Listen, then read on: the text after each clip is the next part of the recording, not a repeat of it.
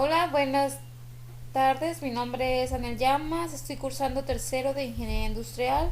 A continuación les mostraré una breve presentación acerca de la introducción a la estadística, basada mayormente en el primer capítulo del libro de estadística de Mario Triola. Primeramente, entendamos qué es estadística inferencial. Es usada para sustentar afirmaciones, tomar decisiones y obtener conclusiones sobre la población que está representada por datos recopilados, a los que también podemos llamar muestra. Pero indaguemos un poco más con definiciones para entender qué es estadística. Primeramente conozcamos qué son los datos estadísticos. Son el conjunto de información recolectada como mediciones, géneros, respuestas de encuestas. ¿Qué es censo? Es el conjunto de datos de cada uno de los miembros de la población. Ahora, ¿qué es población en un estudio estadístico? Es el conjunto completo de todos los elementos, puntuaciones, personas, mediciones, etc., que se someten a un estudio. El conjunto completo es completo porque incluye a todos los sujetos que se estudiarán. ¿Y qué es una muestra en un estudio estadístico? Pues es un subconjunto de miembros seleccionados de una población.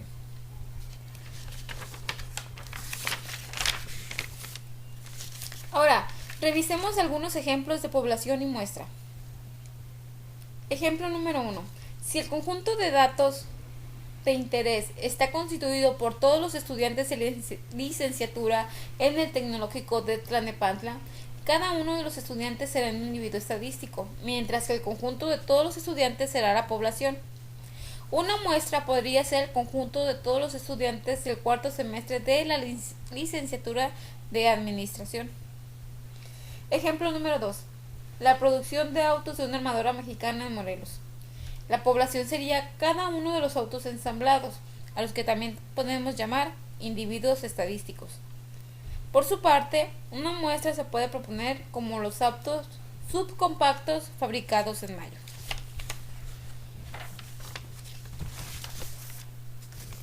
Conozcamos qué es el pensamiento estadístico.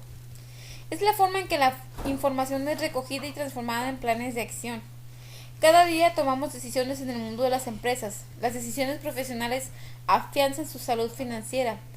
Se desarrollan objetivos basados en la identificación de áreas potenciales de mejora. Por ejemplo, disminución de los costos de inventario en un 10%, aumentar la producción en un 500,000 de kilos, disminuir el consumo de materias primas en un 20%, etc.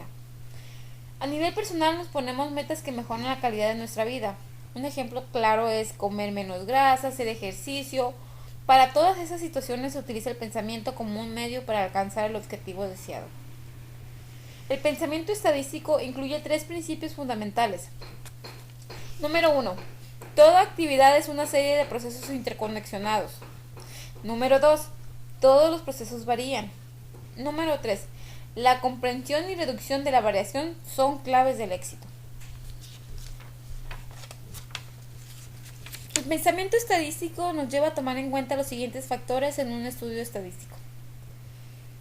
El contexto de los datos. Es importante describir la situación en la que se da el estudio estadístico, ya que determina el análisis estadístico que debe emplearse. Con ello, se entiende que en lugar de hacer solo cálculos, es necesario preguntarse ¿qué me dicen los datos? Otro factor importante es la fuente de datos. Es necesario considerar la fuente de los datos y tomar en cuenta si esa fuente es objetiva o si existe alguna razón para pensar que está sesgada. Esto nos lleva al hecho de que debemos permanecer atentos ante estudios que provienen de fuentes que podrían estar sesgadas. Otro factor es el método de muestreo. El método de muestreo que se elija puede afectar de manera importante la validez de las conclusiones. Debemos tomar en cuenta que la muestra de respuesta voluntaria a menudo están sesgadas, ya que los individuos tienen un interés en el tema que deciden participar en el estudio. Las conclusiones. Es necesario hacer afirmaciones que sean claras para las personas sin conocimientos de estadística y de su terminología. Se debe de evitar de manera cuidadosa realizar afirmaciones que no están justificadas por el análisis estadístico. Esto nos dice que hay que considerar que la correlación no implica causalidad. Implicaciones prácticas. A partir del análisis estadístico se debe identificar cualquier implicación práctica de los resultados. Lo siguiente es revisar los tipos de datos que hay. De parámetro. Es una medición numérica que describe algunas características de una población. Estadístico. Es una medición numérica que describe algunas características de una muestra. A su vez tenemos datos categóricos y datos cuantitativos. Los datos categóricos consisten en nombres o etiquetas que no son números y que por lo tanto no representan conteos ni mediciones. Los datos cuantitativos, por otro lado, consisten en números que representan conteos o mediciones. Los datos cuantitativos se derivan en datos discretos y datos continuos. Los datos discretos son los números finitos o números que pueden contarse, y los datos continuos corresponden a alguna escala continua.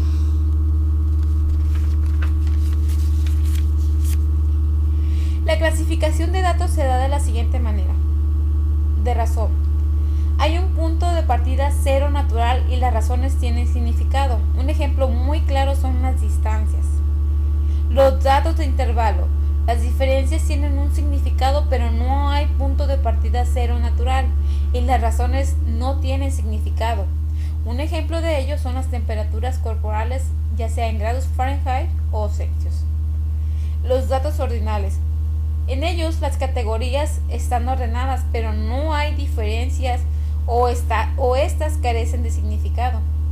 Por ejemplo, las clasificaciones de las universidades en el US News and World Report. Los datos nominales. Solo categorías. Los datos no pueden acomodarse en un esquema de orden. Un ejemplo muy claro sería el color de los ojos.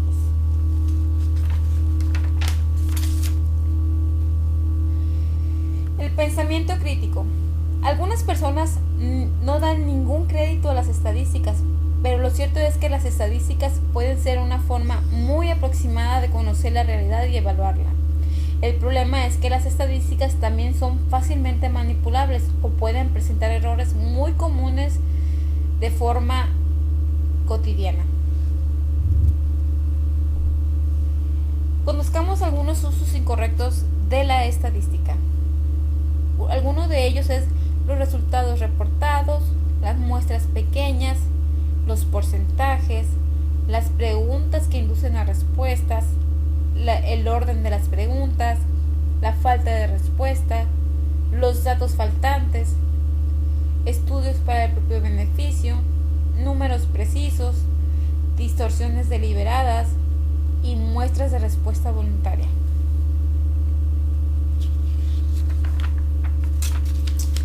Ahora conozcamos qué es el pensamiento crítico.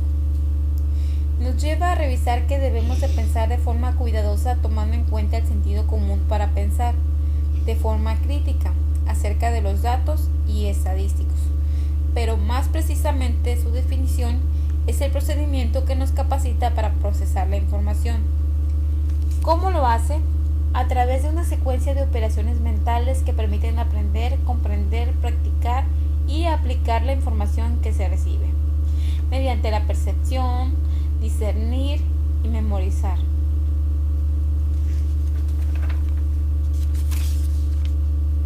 En la recolección de datos muestrales, el método que se utiliza para reunir datos muestrales redunda en la calidad del análisis estadístico.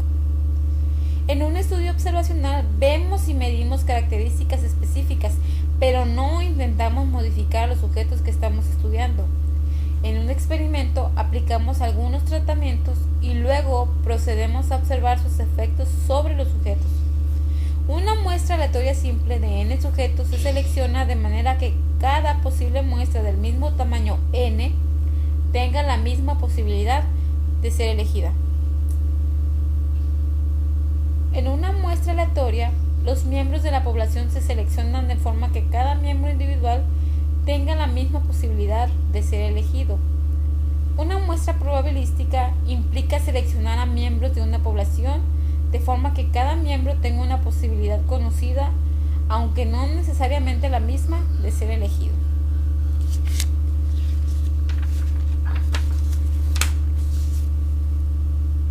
Con el muestreo aleatorio esperamos que todos los componentes de la población estén representados de manera proporcional.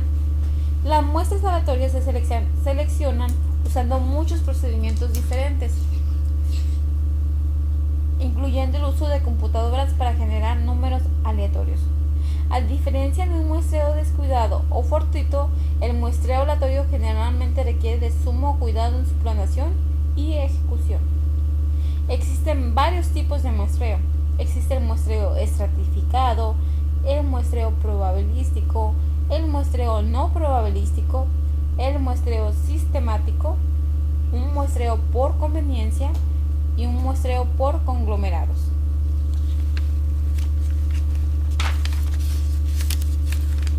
La aleatorización se utiliza cuando los sujetos se asignan a diferentes grupos mediante un proceso de selección aleatoria. En un experimento ocurre confusión cuando uno no es capaz de distinguir entre los efectos de diferentes factores. La réplica es la repetición de un experimento realizado sobre más de un sujeto. La réplica reduce la variabilidad. Un error de muestreo es consecuencia de las fluctuaciones por el azar. Por otro lado, un error que no es de muestreo sucede cuando los datos muestrales se obtienen, registran o analizan de forma incorrecta.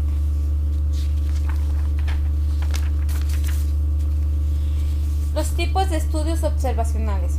En un estudio transversal, los datos se observan, miden y reúnen en un solo momento. En un estudio retrospectivo o de control de caso, los datos se toman del pasado mediante el examen de registros, entrevistas y otros recursos.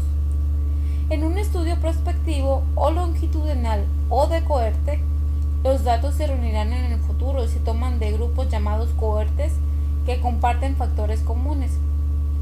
Un estudio a ciegas es una técnica en la que el sujeto no sabe si está recibiendo un tratamiento o un placebo. Esto lo podemos observar más claramente en la recta del ejemplo. En el tiempo pasado observamos que está el estudio retrospectivo. En el tiempo futuro observamos que está el estudio prospectivo o longitudinal. En el tiempo presente, el que también podemos llamar un momento en el tiempo, está el estudio transversal. Un estudio observacional observa y mide, pero no modifica. Según los autores Hernández y coautores, en esos estudios los variables no se manipulan, sino que solo se observan y se analiza el fenómeno tal y como es.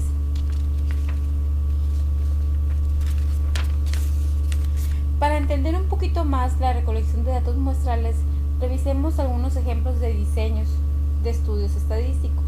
Está el diseño experimental completamente aleatorizado, donde los sujetos se asignan a distintos grupos de tratamiento mediante un proceso de selección aleatoria.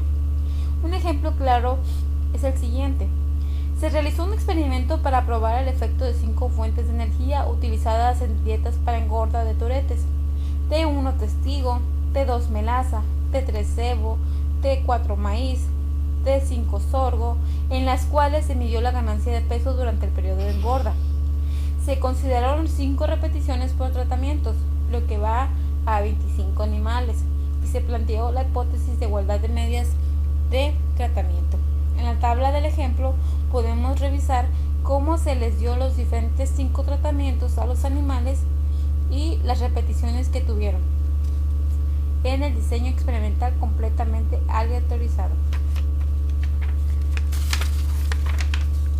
El siguiente ejemplo es un diseño de bloques aleatorizados. Un bloque es un conjunto de sujetos que son similares, pero los bloques son diferentes en aspectos que pueden afectar el resultado del experimento. Para entenderlo un poco mejor, revisemos el siguiente ejemplo. Se consideran 4 diferentes máquinas para el ensamblaje de un producto particular. Se decide que se utilizarán 6 operadores diferentes en un experimento de bloques aleatorizado para comparar las máquinas. Las máquinas se asignan en orden aleatorio a cada operador. La operación de las máquinas requiere destreza física y y se anticipa que habrá una diferencia entre los operadores en la rapidez con la que operan las máquinas. Se registra la cantidad de tiempo en segundos para ensamblar el producto.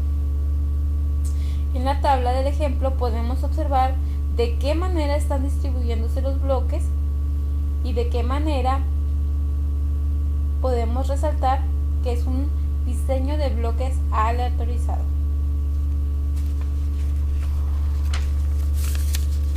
En el siguiente ejemplo podemos observar el diseño rigurosamente controlado, donde los sujetos se asignan cuidadosamente a los diferentes grupos de tratamiento, de manera que quienes reciban cada tratamiento sean similares en los aspectos que son relevantes para el tratamiento. Un ejemplo es: un experimentador desea probar en un arreglo cuadrado por bloques qué efecto tiene el factor lote de materia prima y el operador que prepara dinamita en la respuesta explosividad de la misma. También se desea bloquear el arreglo con la fórmula que se utiliza para preparar la dinamita. Por esto considera el bloque fórmula como su factor o bloque latino. El arreglo queda como sigue en la tabla siguiente.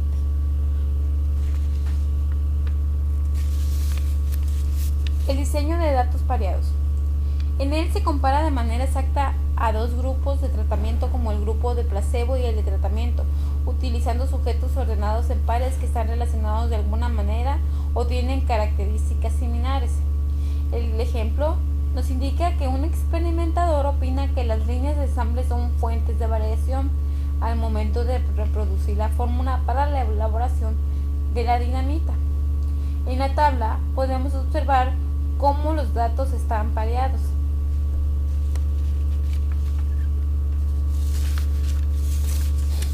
Pues eso sería todo, compañeros. Espero haya sido de su agrado. Cualquier duda voy a dejar mis datos en el video. Gracias.